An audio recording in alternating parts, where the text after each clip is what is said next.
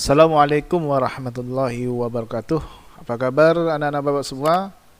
Mudah-mudahan dalam keadaan sehat selalu. Berjumpa lagi dengan bapak dengan channel Bambang Media. Baiklah, hari ini kita akan masuk pembelajaran untuk pertemuan pertama, yaitu bab 4 tentang membuat proyek konten digital. Sebelum bapak mulai, bapak sampaikan kepada kalian bahwa untuk mengikuti pembelajaran secara daring ini dengan seksama, dan juga sebelum bapak mulai, bapak ucapkan selamat kepada kalian yang sudah menerima hasil rapornya masing-masing, dan juga bagi kalian yang belum selesai atau ada yang bermasalah dengan nilai kalian, segera diselesaikan. Sebelum bapak mulai, ada beberapa hal yang ingin bapak sampaikan, bahwa di semester ini kita tetap melaksanakan pembelajaran secara daring. Ada beberapa kelebihan dan kelemahan belajar daring ini. Ya, kelebihan yang pertama adalah pembelajaran ini bisa kalian akses kapanpun, karena video ini sudah bapak buat, dan ketika kalian ingin mengulang pembelajaran, kalian bisa putar ulang. Kelemahannya, kita tidak bisa bertatap muka langsung, tidak bisa berinteraksi, tetapi itu tidak menyurutkan kita, menyurutkan semangat kita untuk belajar. Jadi belajar ini tetap kita laksanakan apapun kondisinya, dan semoga kita berdoa semoga wabah ini bisa segera selesai. Dan setelah bapak evaluasi di semester 1, banyak kendala dan banyak juga yang bermasalah. Nah, bapak harapkan ketika di semester 2 ini bisa maksimal. Kenapa? Karena kalian itu wajib menerima pembelajaran dari bapak, dan bapak juga harus menyampaikan pembelajaran ini kepada kalian, supaya kalian itu tidak kalian itu bisa belajar, bisa tahu ya pembelajaran. Jangan sampai masa pandemi ini ya ilmu kalian bukan malah bertambah, tapi malah turun gitu, malah berkurang. Nah, jadi tetap semangat untuk belajar. Jangan sampai ya kondisi seperti ini kita malah lalai, ya, apapun kondisinya. Jadi yang kemarin ada yang tidak acuh sama sekali dengan tugas atau dengan pembelajaran, coba di semester 2 ini ditingkatkan lagi. Supaya apa? Supaya kalian itu bisa maju, ya, bisa maju dan bisa meraih cita-cita yang kalian impikan, ya. Jadi jangan ada lagi alasan apapun bapak tidak mau, ya. Semua guru sudah memberikan keringanan kepada kalian, dan semester 2 ini adalah penentuannya.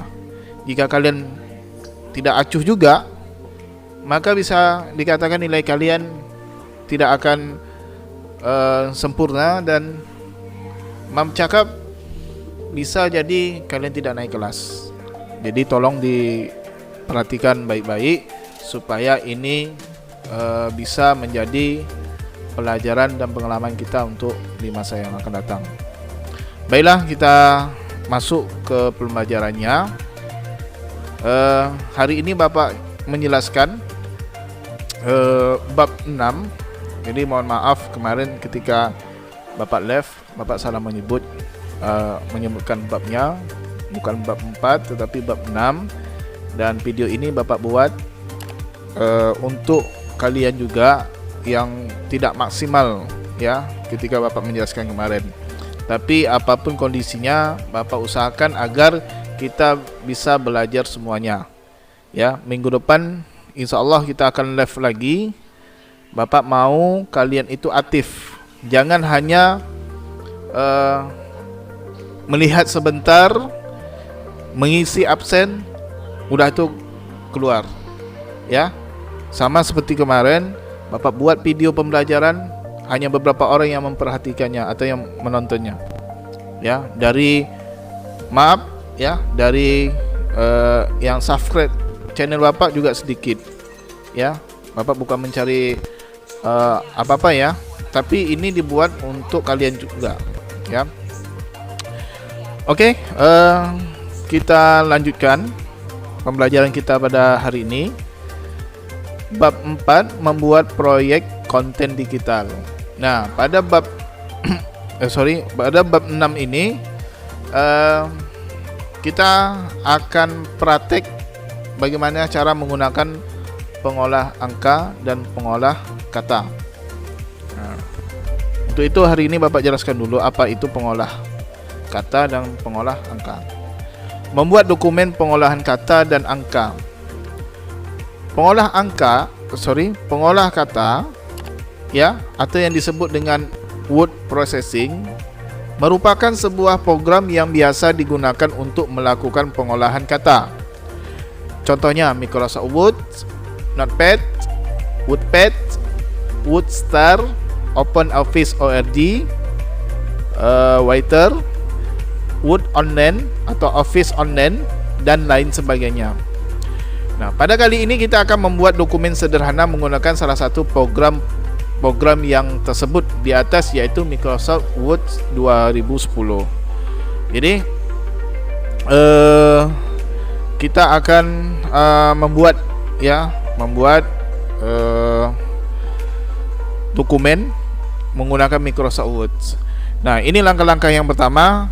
Jika kalian menggunakan Windows 7, nah, langkah-langkahnya seperti ini. Nah, jika kalian menggunakan Windows 8 atau Windows 10, nah, tampilan seperti punya Bapak ini, ya. Nah, intinya sama, ya, sama. Jadi caranya seperti apa? Pertama, klik Start, pilih All Program, ya, All Program di sini. Setelah itu, klik Microsoft Office. Lalu pilih Microsoft Word 2010. Jadi bagi yang punya Word 2007, ini caranya sama, ya. Setelah itu baru kita klik Open atau dengan mengklik Microsoft Word 2010. Nah, tampilannya seperti ini. Nah, ini untuk 2000 Windows 7, ya. Maksudnya Windows 7. Kalau Windows 10 yang punya Bapak sekarang ini, tinggal klik Start, lalu kita cari Microsoft Office. Di sini Microsoft Office, lalu kita klik Microsoft Word 2010. Tunggu sebentar sampai dia tampil. Oke. Nah, sekarang tampilan seperti ini. Bapak akan menjelaskan dulu.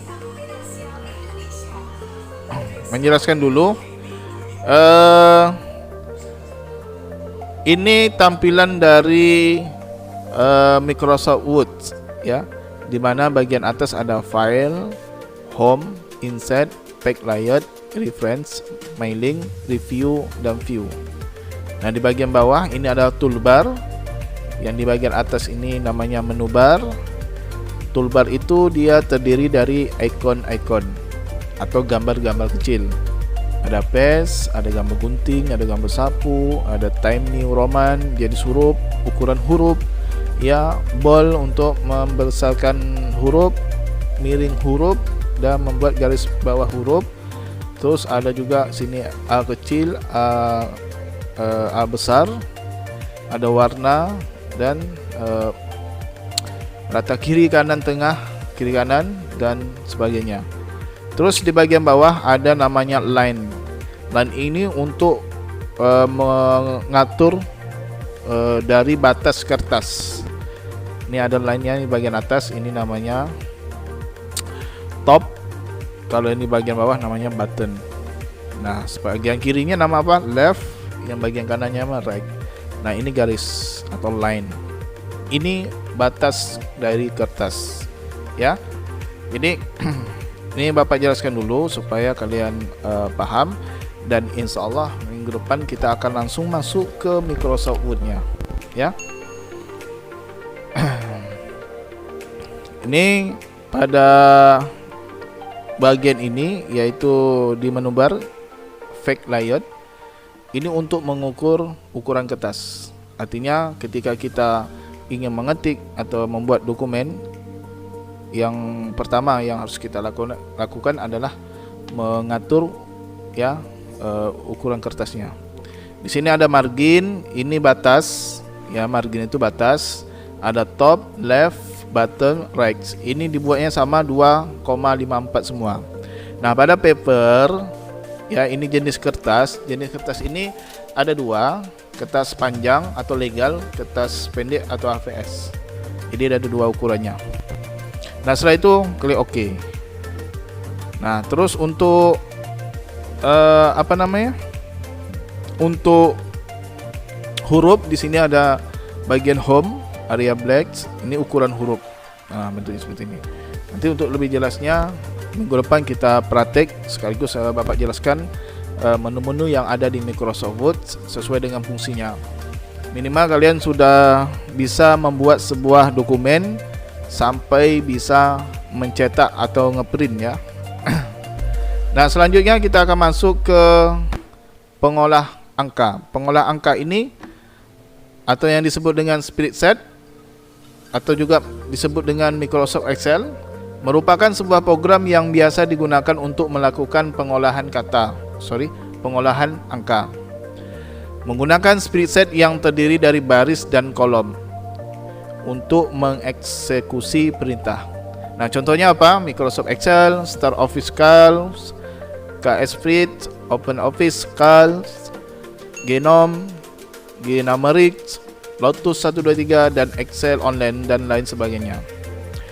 Jadi pengolah angka ini atau disebut dengan Microsoft Excel itu biasanya terdiri dari baris dan kolom. Nah, biasanya digunakan untuk membuat tabel ya, membuat tabel atau juga bisa dibuat untuk melakukan perhitungan seperti akuntansi, itu juga bisa. Nah, langsung saja kita membuka Microsoft Excel. Nah, caranya lebih kurang sama tadi dengan Microsoft Word ya, dengan klik Start, terus pilih Microsoft Office, lalu pilih Microsoft Excel 2010. Setelah itu akan tampil seperti ini. Inilah halaman dari tampilan Microsoft Excel 2010, di mana di atasnya ada File, Home, Insert, Pack Layout, Formula, Data, Review, dan View. Ini disebut dengan menu bar atau baris menu. Nah, di bawahnya toolbar, ini berupa ikon-ikon kecil. Ada paste, ada gunting, ada kuas, jenis huruf, ukuran huruf, warna, background, dan selain sebagainya. Terus ada A1, ini nama sel. Ya, apa itu nama sel? Nama sel ini menjelaskan letak selnya di mana. Kalau di sini kita lihat ada kotak hitam di sini, ada kotak hitam. Dia berada di baris di kolom A baris 1. Jadi dia menjelaskan nama sel. Nama selnya itu adalah A1. Jadi A ini itu disebut dengan kolom, I disebut dengan baris. Jadi untuk mengetahui dari mana datangnya A1 ini, maka kita bisa lihat dari A, B, C, D, E, ini adalah namanya kolom. Jadi dari kiri ke kanan itu namanya kolom, dan terus dari angka 1 dan seterusnya itu baris, atau dari atas sampai ke bawah itu disebut dengan baris. Nah, ada FX di sini, ini tempat untuk menulis, maksudnya untuk menampilkan apa yang kita tulis di kolom dan baris ini. Jadi kotak ini terdiri dari kolom dan baris, maka tampilannya di sini. Baik itu dia dalam bentuk teks ataupun dalam bentuk angka ataupun dalam bentuk rumus. Nah, yang di halaman tengah ini adalah lembar kerja. Terus ada set 1, set 2, set 3. Ini sama dengan Microsoft Word, page 1, page 2, page 3, atau halaman 1, halaman 2, halaman 3. Jadi ini bisa diklik set 1, set 2, set 3. Nah, ini di sebelah kanan ada scroll bar namanya. Ini ditarik ke atas, dari ke bawah. Yang sebelah bawah ini tarik, geser ke kanan, geser ke kiri. Terus ada namanya 100%. Ini untuk tampilan halaman ini ya, halaman kerja ini tampilan nanti bisa dikecilkan, bisa dibesarkan. Ya, yang bagian atas ini sudah kita ketahui, yang X ini untuk menutup, yang ini untuk memperkecil, dan minimize ini untuk menyimpan di toolbar ini ya.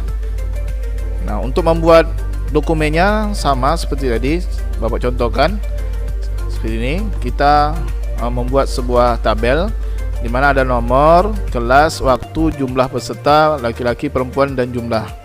Nah, inilah dia kita ketik dengan menggunakan angka dan huruf. Latihan penggunaan rumus penjumlahan. Jadi di Excel itu selain dia bisa membuat tabel, dia juga bisa membuat rumus ya, melakukan perhitungan. Contohnya di sini 12, di sini 13, hasilnya 25. Ini caranya tidak kita ketik 25 ya, tetapi di sini akan kita isi dengan sama dengan sum buka kurung klik 12 ya, setelah itu koma ditambah 13 tutup kurung baru enter, maka dia hasilnya 25. Setelah itu kita tarik ke bawah, maka hasilnya sama, rumusnya sama, 11 tambah 14 25, 14 tambah 11 25 ya, karena ini hitungannya jumlahnya sama. Setelah itu kita simpan ya. Jadi itulah sepintas untuk penjelasan dari Microsoft Word dengan Microsoft Excel. Nah, di sini lihat lagi. Oke. Nah, mungkin itu saja yang bisa Bapak jelaskan. Jadi untuk pertemuan pertama ini Bapak menjelaskan dulu apa itu Microsoft Word ya dan Microsoft Excel, atau juga disebut dengan pengolahan kata dan pengolahan angka ya. Jadi untuk tugasnya kalian bisa buka Microsoft Word-nya, lihat menu-menunya, tampilan sebagaimana.